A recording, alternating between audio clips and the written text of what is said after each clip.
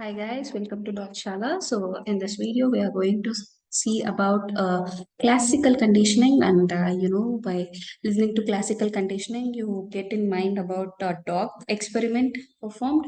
So let's just revise what the dog experiment was and how we clinically apply this classical conditioning in our day-to-day life. So before we go through it, please like our video and do subscribe to our YouTube channel for such amazing content. So, classical conditioning was introduced by Pavlov, who is a Russian physiologist. So, it is a behavioral procedure that involves pairing a neutral stimulus with biologically potent physiological stimulus. So, it is really confusing from this. So, we'll just see that from the examples. So what we do is we take a neutral stimulus, okay, and it is paired with a physiological stimulus, okay, and the person is trained with this neutral stimulus and physiological stimulus. Okay, so the process by doing this, in this process, we get an automatic and conditioned response that is paired with a specific stimulus. So by doing this, we get a conditioned response, and it is specified to either this stimulus or this stimulus. Okay, so which stimulus is it paired with? We'll see that. Okay, so there are four types of classical conditioning. They are unconditioned stimulus, unconditioned response, and conditioned response. So let's see what these are. So the experiment, through experiment only we'll see. The experiment was that a dog. Okay, the scientist Pavlov, what he did is he took a dog, he took a dog as the experimental animal, and in this he introduced a conditioned stimulus to dog, which is a neutral stimulus, which is the sound of a tuning fork. A tuning fork was taken and it was introduced as a stimulus for the dog. The unconditioned stimulus is which is a biological potent is the taste of the food. It was given its food, and the taste of the food is the unconditioned stimulus. Tuning force is conditioned stimulus, whereas food is unconditioned stimulus.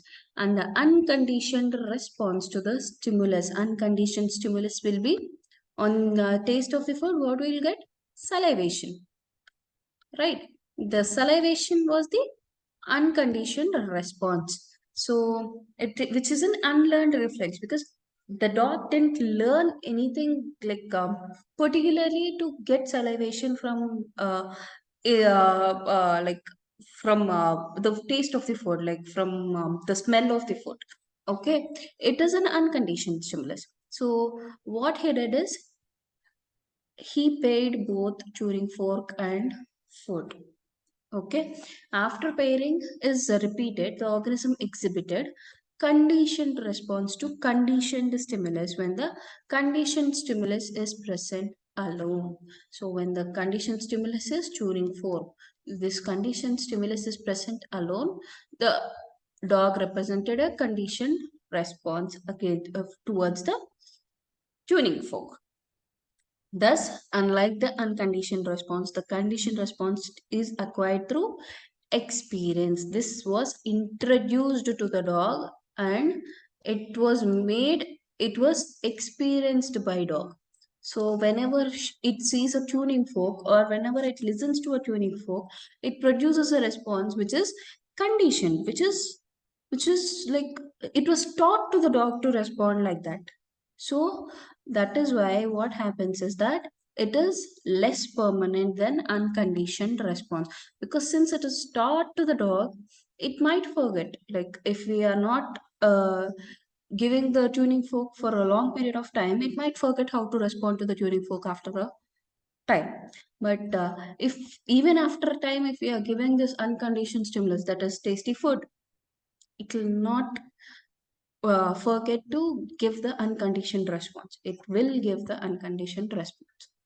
So I hope you understood the experiment, right?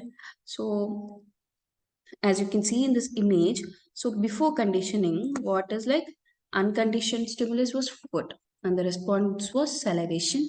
And before conditioning, bell, the response was no salivation. Salivation was not there with the bell ringing. But during conditioning, what did he do? He introduced bell and food at a time, and the response was salivation, which is a unconditioned response. Okay, this is an unconditioned response because two stimulus are there. With two stimulus, one is unconditioned stimulus and one is conditioned stimulus. When two stimulus are there and the response is produced, that will be an unconditioned response. But when a conditioned stimulus, that is only bell is there, and the response is salivation, then this is conditioned response. The neurological mechanism of dog has become like for some meantime that it should produce salivation with conditioned stimulus also. Okay, so this is called as classical conditioning. Okay. So, clinical significance. So, most psychologists agree that classical conditioning is a basic form of learning nowadays. So, it can influence human health, emotion, motivation, and therapy of psychological disorders. So, for example, they can be used to overcome phobias in humans. So, if the patient is having a fear to go into an elevator, so for the past 30 years, when he is forced to get into the elevator, at least 20 elevators a day for a span of 10 days. After 10 days, what happens? The fear will go, right? So, whatever it is, like if we are doing it, like if we are forcing ourselves, if we are giving the stimulus to ourselves, then we condition the brain to do it, to respond to it the way we want. So these are other examples. So for example, in this, the patient might be motivated, like is he's happy when he is listening to music, but he's not happy with exercising.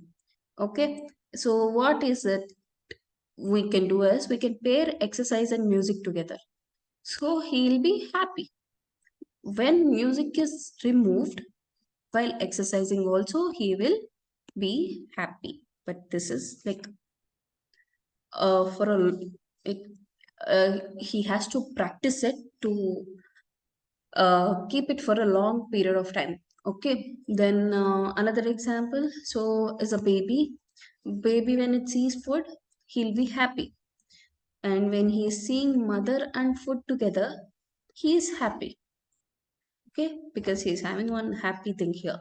So when he sees mother, he'll be like happy baby only. He knows that he'll be getting food from his mother, right? So this actually is a common example you can see in your day-to-day life also, right? Then, so the question which was asked in the exam was the dog and bell experiment is a part of classical conditioning.